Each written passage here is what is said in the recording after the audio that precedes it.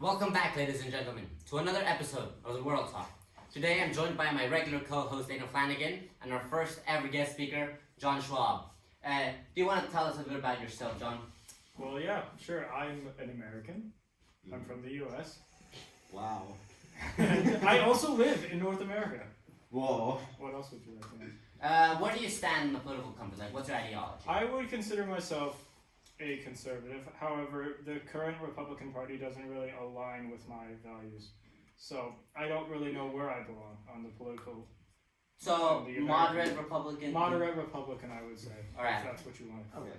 So long as you aren't like there with like the Libertarian Party or like the guys who believe that we should arm homeless people with shotguns. I mean, if it's Or teachers. Now, today's episode will consist of a discussion on the American electoral system, as 2 weeks from now, Iowa will begin its first caucus to determine the Democratic nominee to challenge President Donald Trump. And we'll be talking about the situation happening in a Mexican southern border with immigrants, mostly from Honduras, trying to cross Mexico and into the United States. That's right. So for those of you who don't live in America or do not understand the American voting system, it's the actually... great way of the Americans. Of course. Yeah. We always have to make things needlessly complicated in America. So, yeah. Here's an explanation of the overly complicated electoral system. Yes. So, in America we have what's called the Electoral College. You hear it thrown around a lot, but not many people know how it actually works. So how it works is each party has a set number of delegates, and each state has like more or less equal delegates as well. These delegates can be fixed or not fixed.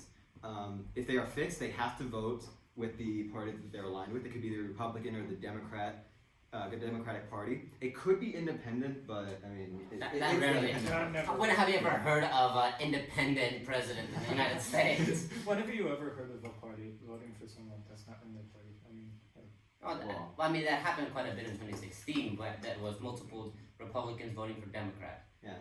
I mean, when compared with the alternative, I mean, none of the options were good in 2016, but this is 2020. So we got a bad option, and hopefully a less bad option coming from the Democratic Party. You know, God help us. our country's going. So what's the process of when a state how does a state choose its nominee? Okay, so states can choose their nominee from caucuses or through direct elections. But some of these delegates aren't specifically fixed, if that makes sense. As I was talking about earlier, some are called what are called super delegates. This is very common in the Democratic Party, and they do not have to vote with their party, if that makes sense. So they can represent a group of people, but they may not have to vote for what those group of people believe in. Like, let's take, for example, California. Let's say, for example, that in 2016, California voted for Hillary, but if they have a super delegate that was that's from California, they might vote for Trump. So, yeah.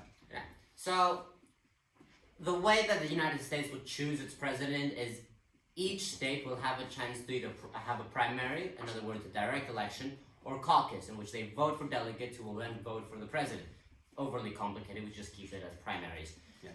And it will go, for this year, the first primary starts in Iowa on the 3rd or 5th of February, and the last primaries and caucuses will happen in around June, before the election starts to ramp up from whoever wins those primaries and caucuses to challenge President Donald Trump, and then they will move on to the Electoral College. Mm-hmm. Of course, once the votes are counted and the delegates have received what they need to vote for, each delegate will get one vote. There are a total of 580, I believe.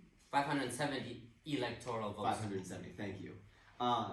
And a president needs 270 to win.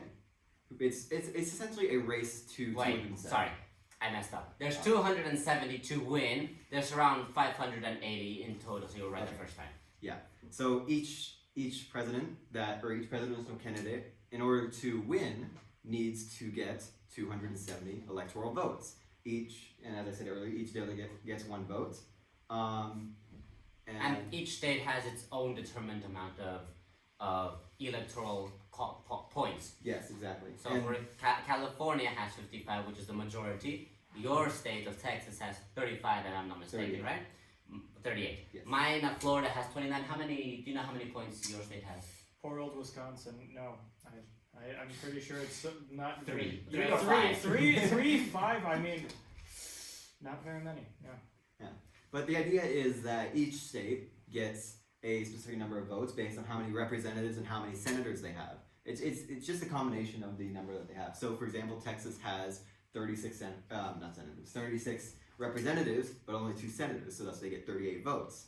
And as for a much smaller state, such as Wisconsin or Wyoming, one with a population of slightly over 500,000,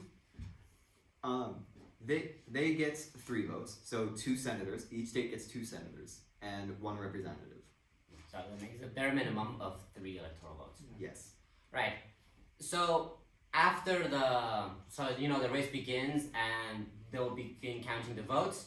The first person to reach 270 electoral points wins. However, this system of electoral college is slightly infuriating because the president, like happened in 2016, Donald Trump won the 270 votes, but Hillary Clinton won the popular votes. It's just a tad bit annoying sometimes, just a tad. Yeah, it's Just a small bit. it is what it is. What are your But- personal opinions on the electoral college? Do you think it should be abolished? I Do you think it should remain but tweak it a little bit? I think that we need to change it quite a bit because it doesn't really, I wouldn't say work, but it doesn't really fit with the entire idea of what America should Or be. it's people will call it a flawed democracy. Yes. Well, I think we should just abolish the delegate things. Just make all the states primaries. Mhm. Because it gets overly complicated. Because then only the Democratic Party has super delegates, while the Republican Party has delegates, no super delegates. Yes. In my personal opinion, the idea of super delegates are inherently undemocratic. Think of it as if you were being represented by someone, and that person doesn't vote the way you and the people they're supposed to represent wants. As I mentioned earlier, as such, it's a conflict of interest where they hold more electoral sway over you do. Exactly. Now, since we will be covering all primaries and caucuses extensively when they begin in February, do you have any preferred presidential candidate to go against Donald Trump?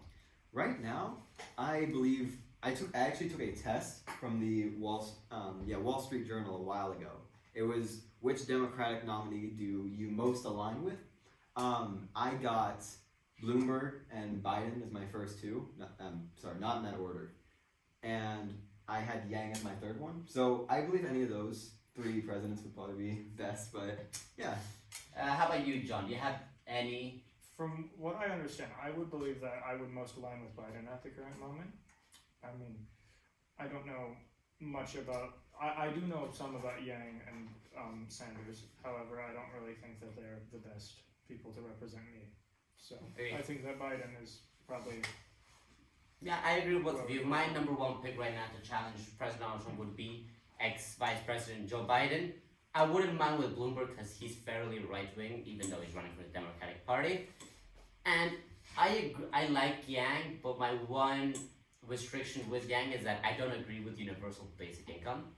But I mean, the chances of, if he wins, and the chances of that policy going through Congress are slim to none. Yeah. Now, I know that you slightly agree and disagree with universal basic income. Yes, I do. I think it would definitely cost taxpayers far too much. Like, think of it as adding an extra $1,000 or so to each American household, and it's fine in the sort of it's fine in like the short run, but for maybe people who can't afford it, such as rich people, it's not nearly as much of a burden to them. But for much poorer people who maybe make $10,000 or $12,000 or $15,000 a year, it's definitely a much larger percentage of their income. And what are your personal opinions on UBI, John? Do you what Yang is saying is that he wants to give every single American citizen over 18 $1,000 a month. So, as he so aptly put it himself on TV, everyone just knows Yang because he's an Asian man handing out free money. Yeah. Well, I I mean, I think that it's not a bad idea, but I do think that it would be a hard idea to implement. I don't think it would be very realistic, and I think that you would need to find the money from somewhere, and you could say, oh, we can just take that from the military spending, which I kind of agree with. More than half of the U.S. taxes go into the Yeah. military. So, but you just kind of So what you're saying is it could be a good idea if it's implemented correctly, but at the current state in the U.S., it's you find it too difficult to be able to implement it. yes. I agree with you. I disagree with UBI because I think it incentivizes unemployment, or it would increase the unemployment rate. However, I agree with what Finland is doing. What Finland is doing currently, which has semi-worked, has been all people underneath in the extreme poverty, they get that UBI until they can climb, and if the government sees that they are attempting to find a job, a stable job, they will give them the required UBI until they can sustain a job, a permanent job that pays them well. If the government, but I think that could work in the US, to get resolve poverty, lower than. But I agree that if the government is paying you your $1,000, right? Mhm. And you're not doing anything to go get your job, I don't think you should receive that 1,000. If the government sees that you're preparing for your interviews, you're going to interviews, then the government should give you that money to sustain yourself while you wait to get your job. Yes. I feel like I should probably elaborate on my views on UBI. I don't believe it's necessarily a bad idea. I'm all for helping out poor or homeless people, helping them be able to afford apartments or houses. But there is one major problem that the U.S. faces, and that's its almost crippling addiction to like substances. Yeah, substances like alcohol or drugs or anything of the sort. I'd be really worried about people using the money, not putting it into the economy, and instead putting it into places that shouldn't have it. Like, imagine someone who's addicted to morphine or methamphetamine. They'd be able to buy an extra $1,000 in methamphetamine a month with the government aid that's been given to them. But this is why I think you should only get that aid if the government, you could be assigned a handler or someone who checks up on you, and if they see that you're studying for your interviews, then you get it. If they see that you're just lazing about, they cut you off. That way you can eliminate all those who just don't want the job and they're leeching off the government, all of those who are not attempting to crawl out of addiction. Of course, if you face a heavy addiction, you should have leftover funds either from the 1,000 that the government gives you or a bonus to go to those meetings to help yourself. But what do you think, John? Do you think my idea of like if you're doing everything necessary to get the job, you get paid, or you should get paid no matter what you do? Well, I think that you should have to work in order to get this. However, you also have to keep in mind that there are other people who are struggling out there to meet ends meet, I guess I would say, even like on their own. So I think that perhaps Yeah, because it raises the issue of there This are is- people who would be able to use it but as they intend. as you were saying, there are people that might not be able to spend that much time looking for a job. For example, we can take single mothers. How they're gonna have to find a balance between raising the child and being able to stay active enough on trying to find a job to receive that government benefit. So, well, of course, it's just preliminary idea that I have that I'd elaborate, and we could revisit it in any other future episode. But do you have any ideas that come to mind on a way that the program that I think could work, and how it could work for like other people that have other pressing issues such as single mothers? Well, it could obviously work with background checks. So if someone has a repeated criminal history, let's say they keep robbing, like liquor stores, for example. When you say repeated, what if liquor stores, for example, that's obviously stealing alcohol, but what if they are stealing because they don't really have any other option? There are some people who... Well, then it's a neglect by the government because they should have had enough food stamps to make it through the coming month, especially if they have a family. Exactly, but that's where the idea that I have proposed comes in. If this idea that I have could like somewhat become into reality, that let's say we just take Yang's $1,000, right? Mhm. If the government sees that you're trying to find a job, then you'll get that until you get the job. Mhm. Once you get the job, you don't need those $1,000 anymore because you have that job. If you see that the government sees that you're not doing everything you can to acquire a job, then I do not understand why they should still get those dollars, even though they're working less than the people who want a job. Yes. I'm afraid we actually got very sidetracked considering we were supposed to talk about the Electoral College, you know. True, but you know, we gotta follow the discussion, you know. We stay in a little line that I'm pretty sure the viewers get very We can bored. diverge a little. We always, I think we should include more divergence because, you know, having discussions like this, I enjoy them, especially when we have guest speakers here. Either John, if you ever want to come back onto the episode, become a permanent member, you know, you'll be very welcome here as well. I think I might. I'm enjoying this. Alright, so I think we should move on to our next topic. So the next topic that we have is the United States is pressuring Mexico to stem the flow of illegal immigrants going through Mexico into the United States illegally. Now, before we delve into more details, what are your opinions, John, on like illegal immigration into the United States?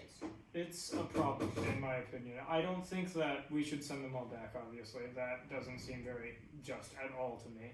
However, if you were to enter a country illegally, there should be at least some form of punishment, or they should be given the chance to apply for citizenship. Because you have just skipped people who have been trying to enter legally, and that's not fair to them. Although, that doesn't mean that we should just kick them out. Yeah. Right? That isn't very Like just fair either. and Yeah. And you come from Texas. There's a huge immigration presence in the state of Texas. What are your views, Aiden? Well, as I've seen from a lot of people who live on the border with Texas and Mexico, Trump's current immigration policy, especially with his idea that we need to build a wall along the entire border, is a deeply unpopular one, at least in that region, because people have overlapping ranches that go both in the U.S. and in Mexico. So what Trump would have to do is essentially buy the land and then build a wall in between, and people just might not be willing to do that. Especially if it affects their income. They might not be willing to sell their own land where they make their daily living. That's a very obvious point. Thank you for pointing out that. No John. problem. I'm here to point out. And especially since governments tend to like to buy land much cheaper, since they have the force of law behind them, they probably would not be getting the best deals versus if someone Eminent else. domain, yeah, you only get paid for the square, the amount of the terrain, not what's on the terrain. Exactly. Exactly. So now, what's interesting about this this particular thing is that the U.S. is pressuring Mexico to stem the immigrants because before there was little to no security on the southern border. So now hundreds of immigrants are coming from Guatemala into Mexico to attempt to reach the United States. However, they're not all Guatemalans, they are mostly Hondurans, and they're trying to cross the river that divides the border between Mexico and Guatemala, and they're being denied in by the National Guard of Mexico. Now, when the National Guard tried to stop them using riot shields and other methods that could be unpopular to some people, the migrants began to throw stones. Now, do you believe it was... I believe, my personal opinion, is that the National Guard was ordered to prevent migrants from going into Mexico. So, if they just use riot shields to prevent them without harming seriously the immigrants, that's fine. But do you think the migrants should had a right to throw stones at the police? It really depends. I mean, it's obviously not right to throw stones at people, especially. It's very rude. I mean, you should have taught that in kindergarten. I mean, rude is putting it lightly, but I mean, But it really depends on if the police just escalated the incident before they started throwing the stones. If the migrants escalated it, they're at fault. If the police escalated it, they're at fault. Like, if I fired pellets at you, right? I would not like that. Yeah, if I fire like one of those bean bags, have you ever Is it like a BB gun style thing? No, it's not quite. It's more like firing like a very small beanbag at you with the force of a shotgun. So I remember seeing a film called Jackass, where people do crazy things. One of them was getting shot in the stomach with one of those guns, and it is not light. He had a bruise like this for the duration. It's not a pleasant thought or something pleasant to look at. Yeah, it'd be like the hardest punch you've ever received. Maybe Mike Tyson can punch harder, we're not sure yet. Anyways, these migrants are camping out in the town of Tecunumun, right across from the border. On the other side of the border is the city of Ciudad Hidalgo in Mexico. Now, after the clashes between the migrants and the National Guard, 8 representatives representing the migrant force, now they've been called the 2020 Caravan, since all other huge surges of more than 3,500 people have been called caravans in their own thing, have been allowed to enter into Mexico to speak with authorities to resolve an issue and to be able to send a letter to Mexico's current president, Andrés Manuel López Obrador, or as we like to call him, AMLO, not a fan, to see if they can resolve this issue. Yeah. Do you think these 8 representatives will be able to do something? I don't know if 8 representatives would be enough. In order to really sort of like cut this problem like in the bud before it goes even more out of control, there would need to be international cooperation between the United States and Mexico and all these countries in Central America, all the way up to where the source sort of is. And currently this is from Venezuela, where the economy and social structure has It's not the best. It's collapsed a little bit. So I mean, the collapsing economy of Venezuela is affecting countries in the Northern Triangle. Yes. And Can you elaborate on how that? Because I mean, that's very far away. well, think about it. Like, these people have traveled for thousands of miles, or even more thousands of kilometers, because Europe. But Because Europe, yes. yeah, because Europe. But they're just fleeing one of the worst situations and one of the worst humanitarian disasters that we've seen this entire decade. Like, Venezuela is currently one of the worst places to live in South America, possibly even the world. The economy's collapsed. They live under an authoritarian regime in which they can no longer feed their families. People have started to eat dogs and cats. It's an absolutely horrible situation that these people are living in, and these people are fleeing to better countries to find a better life. In which case, this is the United States. So you think like the people that have managed to escape Venezuela and are now trekking their way towards the United States has inspired the hundreds of Hondurans to join them in their journey to the United States? Well, of course, because Honduras is in a better situation than Venezuela, but Well, it's not Honduras a has the situation. highest homicide rate in the world. It's better than starving to death. Well, it depends how you I mean, homicide. yeah. We can both agree that they're both bad. Yeah. Now, there's been no news of the discussions between the representatives and the authorities. However, when that news is made public or available, we will see it. We will recap on it on the next episode of the World Talk.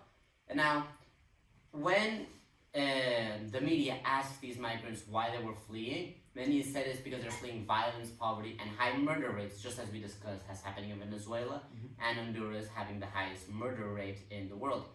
Now, Mexico has said that the immigrants, can work in Mexico, but will not be allowed into the U.S. So, do you think that's a sustainable plan in the long term? In the long term, no, because the U.S. has been trying to do the same, but the problem is they're like the entry points into the U.S. are just so big, and it's a very similar It's situation. very for Mexico. difficult to try to patrol in a very long border. Yeah, and for Mexico to try and patrol this same border with not nearly as many of the resources and equipment that the United States has. It would be very difficult. Yeah, exactly. If the United States couldn't possibly hope to do this, why would Mexico why should Mexico be expected to do this? As well? I totally agree. Like, if they're seeking political asylum, they should be allowed. But if they just cross and they got their job, well, I believe that's unfair for all the people waiting in line, waiting for their time exactly the same thing that happens in the United States. Now, this might not work for the long term, and it probably will fail in the short term, but apparently that's what's happening right now. But the migrants have said that it's a lie. Mexico is lying to them, and what they're gonna do is they're allowed in, and then they'll be deported back into their countries. So now you get to the lesser two evils. Should they just work in Mexico, or they face just being deported? I mean, the big problem is Mexico is promising them all these things and not at all delivering on what they promised. Well, we don't know they're delivering on it. Probably not, but you know. Yeah, I'm taking the stance of a migrant right now. If I heard that Mexico was sending me back to my country, I would rather do anything else other than go to Mexico. Wait. Go back to Mexico? They're trying to work in Mexico. Oh, yeah. You may go back to like Honduras. Yeah, well, we're trying to get to the United States. Mexico might not be the best place to go to. They're just going to deport me back to my country. I would say that living in Mexico, I would rather live in Mexico than Venezuela. That is true. In my personal or the entirety of the Northern Triangle. Yeah. Now, the Interior Ministry of Mexico has said that they've already taken in 1,100 migrants into the Mexican states of Chiapas and Tabasco. But, however, most of them will return to their countries of origin if the situation warrants it. This was said in a response to the comment the migrants said that Mexico was lying.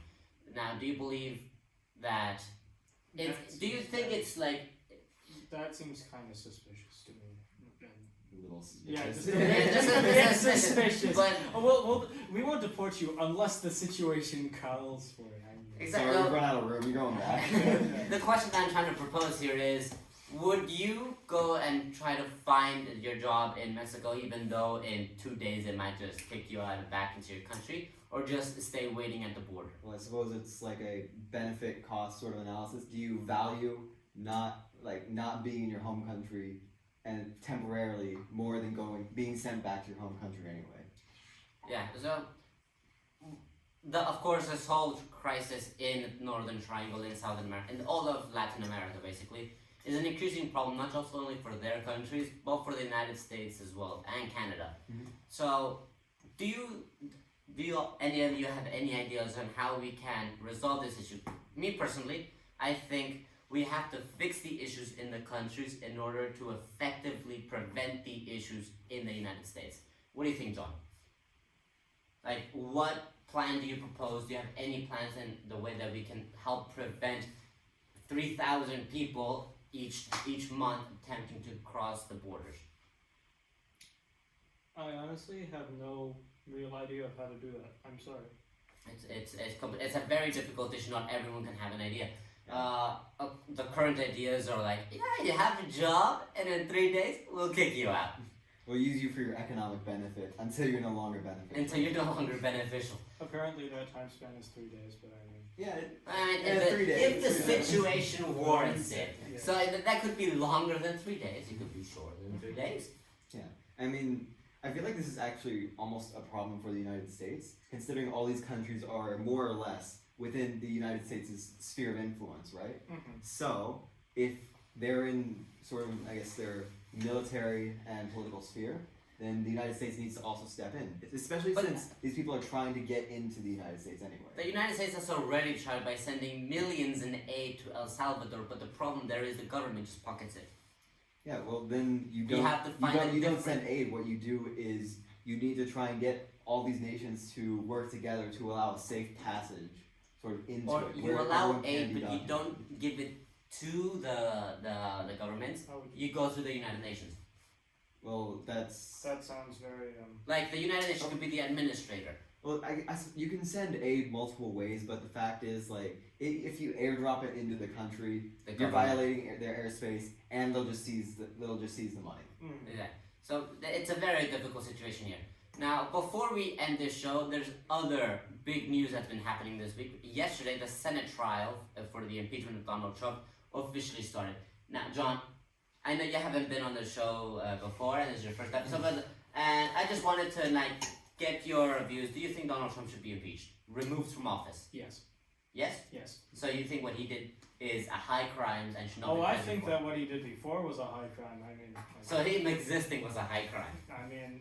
Have you seen that hair? That is a crime in its own self. I feel like he's been. Well, I feel like he's just his form. wait, going back to the hair thing. Oh, Do you okay. not remember that meme that surfaced where he looked like a corn? Oh, I remember. Oh, that. Exactly. Yeah. Sorry, that was comedy gold right there. Anyway, let's get back to the Well, political I mean, issue. I feel like the corn pulled it better, but like. Of course, anything can pull out. The corn can pull anything better than Trump. Yeah. You can give him a red tie and pull it better. That's Right? You know, red power tie. Anyway, what were you saying? Well, I feel like his foreign policies alone have been absolutely shocking. I I think they've cannot been more remember. than shocking. It's been ridiculous. Preposterous. No, hear me out. Like there was over his presidency, he's been increasing the trade war with China, right? So China doesn't trade anymore with the United States. Yeah, and we know Or how not much as you much. hate China. They still obviously trade a lot. But on top of that, he has been ruining the diplomatic reputation of the United States in these Southeast Asian nations, in which Obama tried to create like a sphere to block out China. You know, it was a similar strategy they used in the Cold War, and Obama was trying to implement the same thing. But now that Trump has almost canceled these sort of talks, what's China going to do? They're going to send this stuff that hasn't been traded with. They're going to start trading with these Southeast Asian nations, and they're going to become Friends more, with China. yeah, they're going to become more economically intertwined. So as such, With Theresa May. No, What? the Theresa May news, you know. Oh, She's like blocking embassies like this. oh right. Yeah, I think that's what the US is doing. Is like, I'm not sure I'm gonna do this, but I'm gonna do it. yeah, but I mean it's ridiculous. Like the smartest thing that the president can do right now would be not only to cancel sort of trade with China, but you'd want to drastically improve relations with these nations. Maybe even create like a sort of economic interdependence between Vietnam and Indonesia and Thailand. I mean, some of them are in NATO, but sorry, not in No. NATO. Some of them already have military agreements with the US and protection agreements and peace treaties. Yes, but right now that's only China's, or not sorry. It's Thailand, South Korea, Japan, Australia, and I think New Zealand as well. But they create sort of a small sphere, but there's still that massive gap between Thailand and Burma and Papua New Guinea. Yes, I totally agree. So that's So Donald Trump should be impeached, according to you, according to me. Hopefully, the Senate. We already have confirmations that 2 Republicans have said that they will vote for impeachment. That still leaves Republicans with a majority in the Senate, but only by 2. So if 2 more say that they will vote against them, that already gives Democrats the 4 removal of office movement majority. I find it highly unlikely that will happen, but everyone can hope. It's not going to happen. Oh, fine. We can be negative if you want. I hate to be negative, but the problem is Trump is basically the Republicans' way of passing laws, even if they're going to filibuster it. Yeah. It's just them exerting their power in Congress and in the U.S. government by having this man in They're charge. being partisan instead of bipartisan, and I Yes. think that's a wrong thing to do. It's a very wrong thing. Bipartisanship. It's almost destructive, one could argue. Exactly. Counterproductive. Now, the Senate trial has started. Mitch McConnell tried again to, favor Donald Trump. Didn't go so well after Republicans said it was unfair trying to condense debates and presentation of witnesses from 3 days to 2. So now it's 3 days again because that failed. We all know Mitch McConnell is, I think he even tried to condense it to 24 hours recently. we can all agree that Mitch McConnell is a horrible person and that he's Donald Trump's pet. I agree. Yeah. Anyways, started yesterday. There's gonna be for 6 hours a day or more than that. There's gonna be presentation of witness and rancorous debate. So that's the exact words that they use: rancorous. Rancorous debate. Rancorous. And it's expected to last the entire week. So next week we will tell you the final outcome and what we think of the outcome of the Senate. Yeah. And Although we can make an educated guess as to that what the outcome is. hey, who knows? I mean, I've been wrong before. My math test results prove that. I think everyone's math test Yeah. results prove that at some point in their life. Now, one final thing before we go is this China virus. Ooh, oh boy. I hate to be that guy, but there were plagues in 1620, 1720, 1820, and 1920 we had the Spanish flu. I mean, that killed a lot of I people. think the memes coming out of this are pretty Okay, so back in the 20th century, something horrible happened. People mourned. Our generation, we make memes on it. Anyways, but it's a very serious thing because multiple people have already died from the coronavirus, and they have reported their first case in Washington D.C. Wow. Oh, that's great. Yeah, not that So, like you said, there was a plague in all the 20s. It's 2020. Maybe it's time. Who knows? Maybe this will be like Ebola. It'll be a problem in China that it comes to the U.S. and the U.S. can successfully quarantine the person who has it.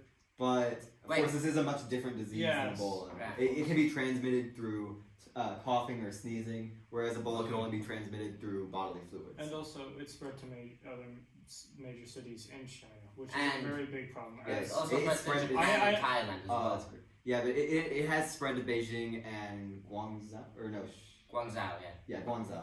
and Beijing as well. Which Oh, is you said yeah. sorry. very dangerous. Many people go there for business trips. Yeah. Yeah. Well, the Chinese government already said, don't go to Wuhan and don't leave Wuhan. If you desperately need to leave Wuhan, you can't leave Wuhan, which is where the virus started. So they made it very clear. If you're planning a trip to Wuhan, don't go to Cancel Wuhan. the trip. Cancel that trip. It's very Cancel smart the thing to do. trip. Please cancel the trip. Listen, if we have any viewers in China, which I don't know why we would, but just If don't we go do, to Wuhan. we care about you and don't go to Wuhan. Now, the World Health Organization has called an emergency meeting to discuss how to contain the virus. Yeah. Hopefully they come up with a good solution, maybe a vaccine or a treatment for the deadly virus. And this is very urgent too. Unfortunately, hundreds of people have already been infected, and the mortality rate, as we've seen it, is almost 5%. Which is just scary. 5% might not seem like a lot, but when you put it into numbers, it's a lot of people. That's- Yeah, that- think that's of it gonna as, be think a- of it as our homeroom, and just one of us just dying of the plague, basically. Oh, but it's not called the plague. I don't actually know But that. yeah, it's not the bubonic plague, but it's a virus that we haven't identified yet. But it's like if all of us got sick and Well, we suddenly know John it's a died. coronavirus. Oh which man, is- I don't want to go. I don't think anyone wants to be the one who dies. Yeah. Anyways, ladies and gentlemen, that's all we have time for today. Thank you so much for tuning in to the World Talk. We are very welcome here to have John as our first ever guest speaker, and hopefully he liked it so much he'll come back at a future time. Well, thank you for having me, and maybe I will. And again, my co-host here, Aidan Flanagan, as always. Tune in next week for even more political news. See you later, everyone.